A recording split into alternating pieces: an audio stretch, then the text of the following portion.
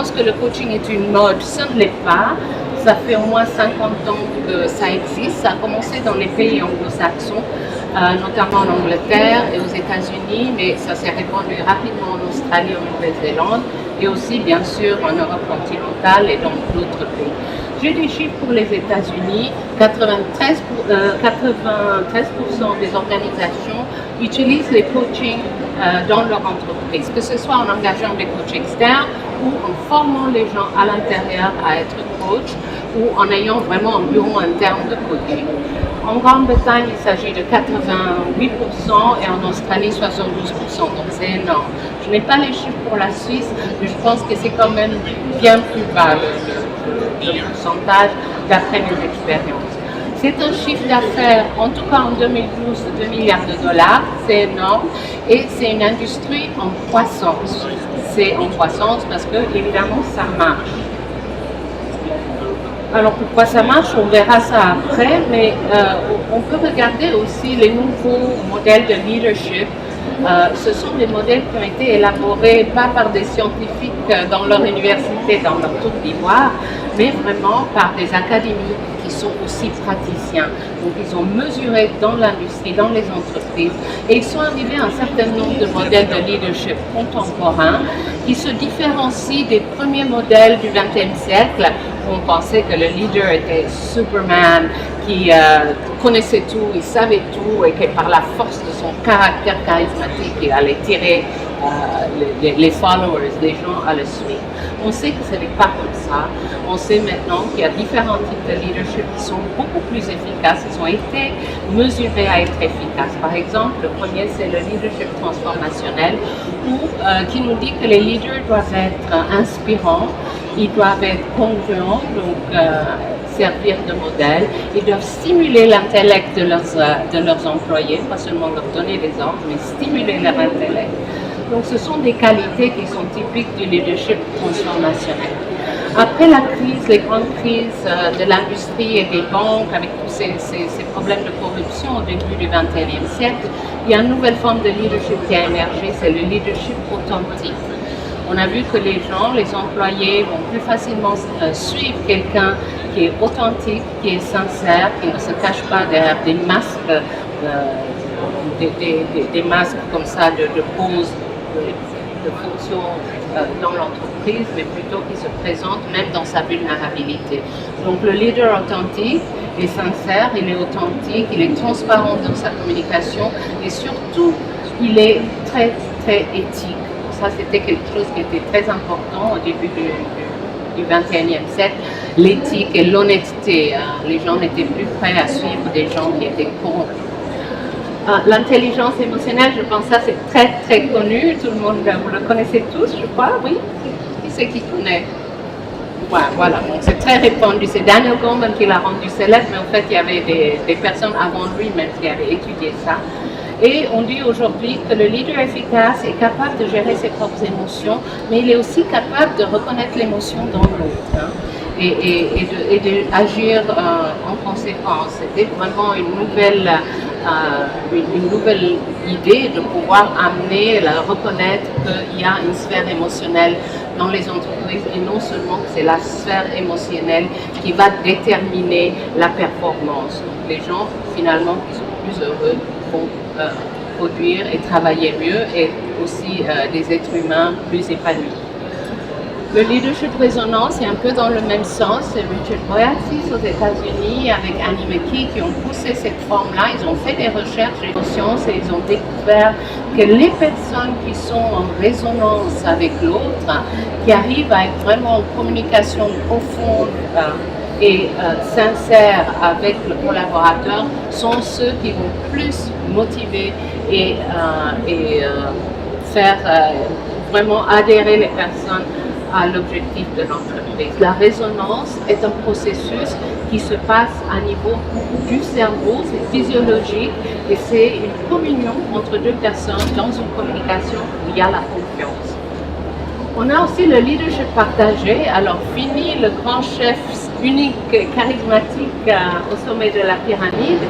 On parle de leadership partagé, surtout en Europe, dans les pays scandinaves, mais en Angleterre, en France également, dans les entreprises qui travaillent avec des grandes équipes, où le pouvoir est partagé, les décisions sont partagées, les innovations sont faites ensemble. Donc ça, c'est vraiment quelque chose qui est très répandu. On le voit aussi en Suisse, dans les entreprises plus techniques. Le leadership, il est vraiment partagé. Et en dernier lieu, c'est les modèles les plus récents, c'est les modèles de leadership sans hiérarchie du tout. Donc ça peut paraître étrange, mais c'est comme ça. Il y a des entreprises techniques, il y a des entreprises dans l'industrie automobile qui marchent vraiment avec des équipes qui sont en autogestion. Donc on a éliminé tous les services fonctionnels, RH, finance, achat, etc. Chaque équipe se autogère et on fait émerger l'intelligence collective des groupes par des techniques. Alors ce qui est intéressant de toutes ces nouvelles théories, il y a quelques points. D'abord, tous ont le coaching comme compétence essentielle. Donc au XXIe siècle, le leader, il doit pouvoir coacher les personnes avec lesquelles il interagit. Toutes ces théories nous disent que le leadership n'est pas inné, contrairement à ce qu'on aurait pu penser dans le temps, mais c'est quelque chose qu'on peut apprendre. Troisièmement, le leadership n'est pas permanent, il est temporaire. On peut être leader pour un projet et puis après reculer, continuer dans sa fonction. Et dernier point très important, c'est que le leadership appartient à tout le monde. Ce n'est pas seulement l'affaire de la personne qui a le titre de chef ou directeur. Donc le leadership se manifeste dans l'être humain tout le temps, à tous les niveaux, dans les familles, dans les équipes. Donc ça, c'est vraiment la nouvelle conception du leadership. Et surtout, ils disent tous qu'il faut savoir coacher. Alors pourquoi il faut savoir coacher? Parce que vous le savez mieux que moi, travailler dans les entreprises, le travail est difficile de nos jours, c'est complexe. On a besoin que la ligne, les personnes qui ne sont pas les chefs, soient habilitées à prendre des décisions face à des changements abrupts, face à des demandes toujours plus poussées des clients. On a aussi une force de travail qui est hautement instruite. On a la génération Y, les millennials et même ceux un petit peu avant, ce sont des gens qui ont fait des études très très poussées et qui ont envie de se développer dans leur travail, qui ont envie de s'épanouir, qui ont envie d'être coachés et donc qui ne sont pas du tout des personnes qu'on peut juste donner des ordres et qui vont suivre. Ils ont une exigence plus grande.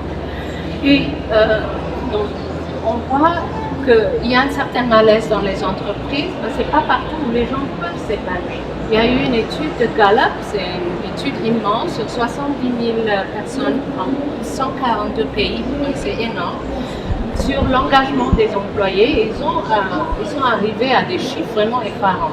Donc il y a seulement 13% des employés qui sont engagés. Ça veut dire enthousiastes, contents, heureux, passionnés par leur métier et avec envie de faire progresser les objectifs de l'organisation de l'entreprise. Seulement 13%. 63% sont désengagés. Ça veut dire quoi? C'est des gens qui ont commencé avec beaucoup d'enthousiasme, quand on commence toujours, quand on est employé par quelqu'un, on trouve un travail, on a plein d'enthousiasme, et qui n'ont pas trouvé un environnement où ils ont pu s'épanouir, s'exprimer, se développer, contribuer, et petit à petit, ils ont perdu leur enthousiasme, donc ils sont dans le présent, désengagés, ils mettent les heures, le minimum indispensable, mais pas plus. C'est énorme, 63%. Et 24%, c'est les activement désengagés. Ce sont ceux qui non seulement sont mécontents, mais manifestent leur insatisfaction et même ils mettent les bâtons dans les roues. Donc, il y a vraiment un malaise et il y a un besoin d'une meilleure communication. Alors, on voit que le commander, contrôler, les anciens modèles, Taylor, Payol, etc. ne marchent plus. Mais qu'est-ce qu'on va faire pour remplacer ça? Beaucoup de personnes ne savent pas. C'est bien de dire on élimine le command et control. Et puis quoi? Comment je vais me comporter alors? Les managers sont vraiment dans ce dilemme de perdre le contrôle. Et puis en même temps, ils doivent répondre, ils sont responsables du résultat de leurs équipes. Donc l'attitude coach, les compétences coach proposent une alternative vraiment valable et efficace au modèle désuète du commander et contrôler. ça ne marche plus aussi de devoir être le super-héros que je citais tout à l'heure, le chef qui sait tout, omnipotent et omniscient, ça ne marche plus, les gens n'y croient plus. Donc, par le coaching aussi, on peut être un leader plus authentique en utilisant des techniques de coaching plus sincères et beaucoup plus crédibles aux yeux d'une force de travail qui est très instruite et très futée. Le coaching marche, alors il y a la International Coaching Federation qui ont un stand là derrière, je crois, qui ont fait des recherches et on sait que grâce au coaching, la productivité augmente de 70%, c'est énorme. 80% de plus de positivité parmi les employés, ça c'est énorme. Vous voyez l'impact à niveau de morale, de santé, de productivité, d'équilibre de vie. Et un retour sur investissement de 10 à 49 fois. C'est énorme aussi. Alors, il y a une grande marge parce que les critères pour mesurer le retour sur investissement sont différents. Les différentes entreprises ont différents critères. Donc, il y a une différence des chiffres, mais c'est énorme. Alors, c'est des résultats vraiment extraordinaires. Alors, qu'est-ce qui fait le leader coach pour produire tous ces résultats? Ces résultats-là, ils sont produits pas seulement par les coachs externes que vous engagez, c'est aussi et surtout par l'attitude coach qui est déployée par vos employés dans votre entreprise. Qu'est-ce qui fait le leader coach? Il a un certain état d'esprit. Donc quelqu'un qui est très écrit et très négatif va avoir du mal à être coach, ou il va devoir en tout cas faire un travail préalable. L'état d'esprit du leader coach est quelqu'un qui est assez positif, qui regarde vers les solutions plutôt que de s'enliser dans l'analyse des problèmes, et qui est capable d'utiliser les forces de ses collaborateurs comme levier pour avancer plutôt que de mettre la loupe sur les défauts.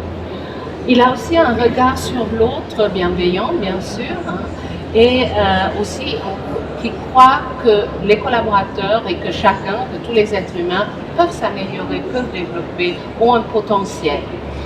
Donc ça, c'est l'état d'esprit et le regard. Il a des compétences professionnelles, donc ils sont formés à être coach. Ça ne s'improvise pas. Il faut apprendre à avoir l'attitude coach et les techniques coach. Et avec tout ça, ils tiennent des conversations qui sont structurées. Pas des conversations n'importe comment. Elles ont un sens, une direction, qui produisent des nouvelles idées qui sont génératrices. Alors, l'utilisation stratégique du coaching, ça se passe comment? Comment on fait ça en entreprise? D'abord, les dirigeants sont coachés, pas forcément dans cet ordre, mais souvent dans cet ordre. Les dirigeants sont coachés pour qu'eux-mêmes puissent développer leur potentiel et expérimenter qu'est-ce que ça veut dire d'être coaché. C'est très important pour être coach soi-même, d'être coachable, d'avoir déjà fait l'expérience. Ensuite, les dirigeants, ils apprennent les techniques de coaching et en troisième lieu, l'entreprise conduit un processus de changement pour introduire la culture coaching. Je vais vous donner des exemples pour que ça devienne un peu plus vivant. Le premier exemple est donc j'ai pris une publique, ONG et privée. La première, c'est une organisation publique. C'est le ministère des Affaires étrangères du Royaume-Uni qui a voulu vraiment changer cette image qu'ils avaient de fonctionnaires un peu poussiéreux, de la fonction publique un peu lente. Et ils ont voulu introduire le coaching pour dynamiser leur staff et les rendre plus flexibles. Et ils ont vraiment lié ça à la stratégie de leadership de l'organisation. C'était énorme, c'était public.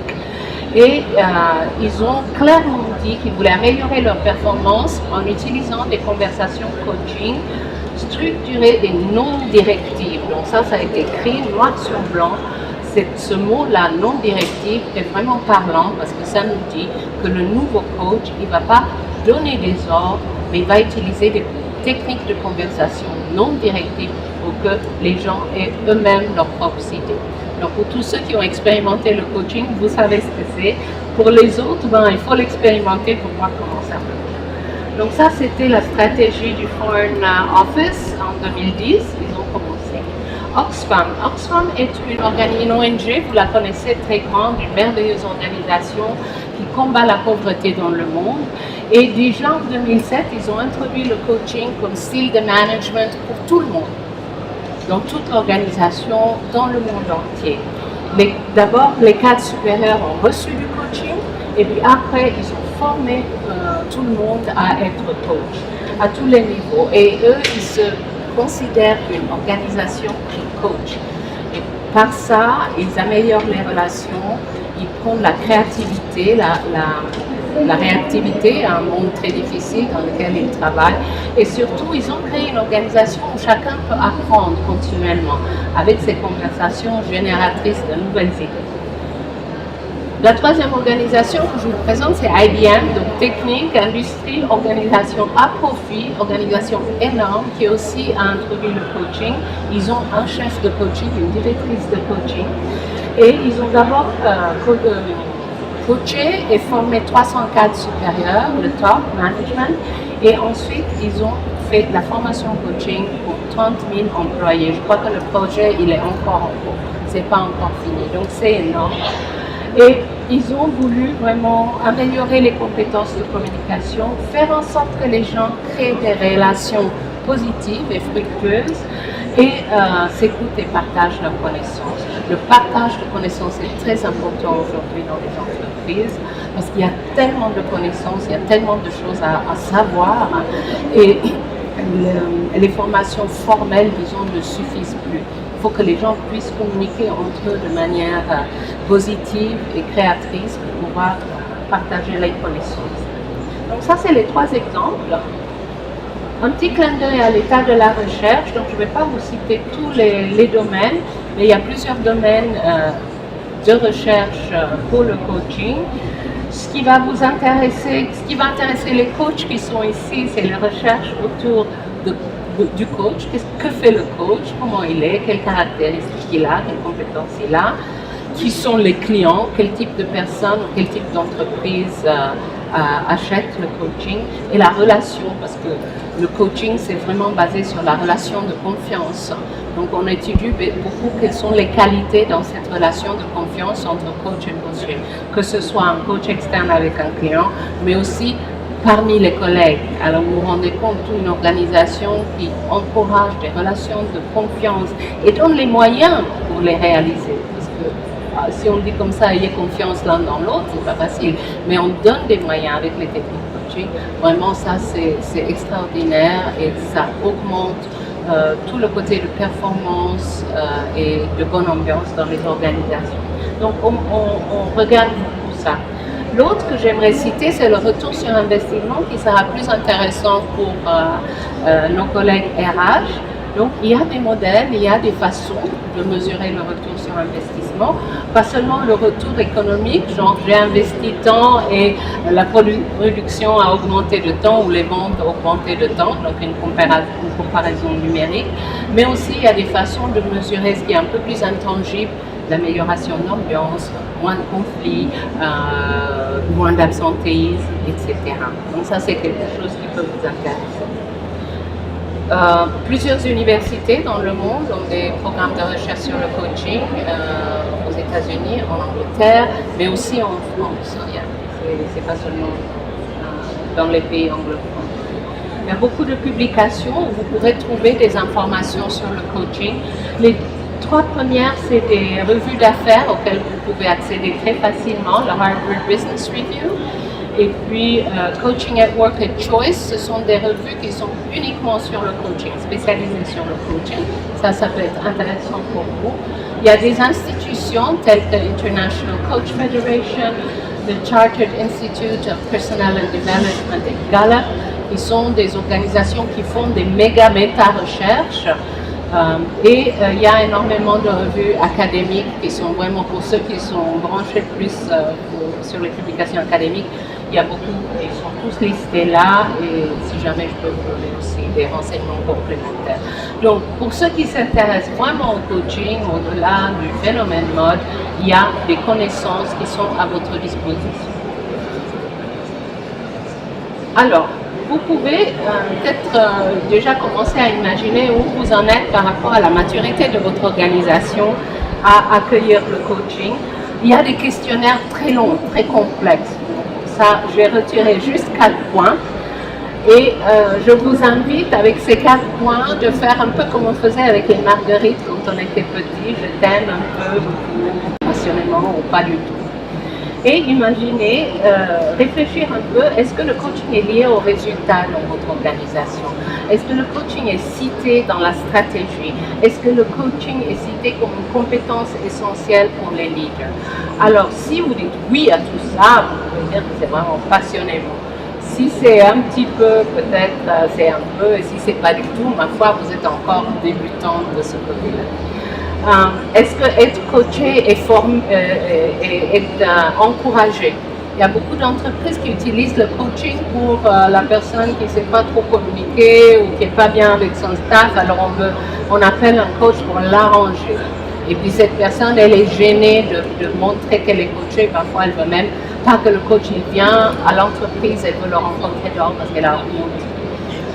Eh bien ça c'est vraiment bien dommage parce que le coaching peut faire ça mais il peut faire bien plus et dans les organisations où il est introduit pleinement, le coaching est quelque chose pour les hauts potentiels, les gens qui ont envie de se développer et les gens sont fiers d'avoir un coach externe. Et après, quand il y a vraiment une culture coach, il n'y a même pas question d'être fier ou pas, tout le monde se coach et tout le monde a cette attitude. Donc là aussi, essayez de voir si vous êtes passionnément ou bien un peu ou bien pas du tout. Est-ce que la formation au coaching est intégrée dans toute votre formation? Et est-ce que le coaching est récompensé? Est-ce que les managers qui coachent sont récompensés et reconnus? Si oui, ça veut dire que vous êtes vraiment en plein dans la culture coaching. Si le coaching, ça se passe de temps en temps par quelqu'un par hasard, alors vous êtes à l'autre niveau du spectre. Donc ça, c'est un peu pour votre réflexion. Et mon dernier slide, c'est le rôle des RH. Alors les RH sont souvent ceux qui introduisent le coaching, parce qu'ils s'occupent de la formation et du développement. Et ce qui est important, c'est qu'il y a tout le service RH qui soit impliqué, pas seulement le service formation et développement ou performance. Il faut vraiment que tous vos collègues dans votre département soient partants et qu'ils soient porteurs du message coaching. Donc, pour pouvoir promouvoir et le diffuser dans l'organisation. Les RH doivent pratiquer le coaching s'ils le proposent. Alors c'est très important, un des principes fondamentaux du coaching, c'est la congruence. Donc les RH, s'ils modélisent le coaching, s'ils accueillent leurs collègues clients quand ils viennent avec une problématique dans leur bureau avec une attitude coach, s'ils sont eux-mêmes formés avec le coaching, s'ils peuvent montrer au reste de l'organisation comment ils ont amélioré leur service, leur performance, leur morale, et bien ça va être un message beaucoup plus puissant que d'envoyer le coaching dans une liste du catalogue de formation pour l'année. Évidemment, vous fournissez la formation de coaching, vous guidez les changements de culture, pensez un processus qui vient du haut pour toute l'organisation. Et surtout, c'est très important que vous vous procurez les moyens de mesurer l'impact des interventions coaching dans votre organisation. Que ce soit les coachs qui viennent de l'extérieur, que ce soit les gestionnaires que vous avez formés à l'intérieur pour être coach, c'est très important de mesurer ça. Il y a des méthodes, intéressez-vous au modèle, vous trouvez ça sur Internet, il y a des publications pour ça, parce que c'est ça qui va déjà vous informer vous, est-ce que c'est juste un truc sympa, cool, moderne à faire, ou est-ce que c'est vraiment quelque chose qui a un impact sur mon organisation. Et en plus, ça va vous donner beaucoup plus de crédibilité avec le leadership dans votre organisation pour avancer dans ce projet. Voilà, et c'est fini. Merci, parce que j'ai fait juste attendre 30 minutes.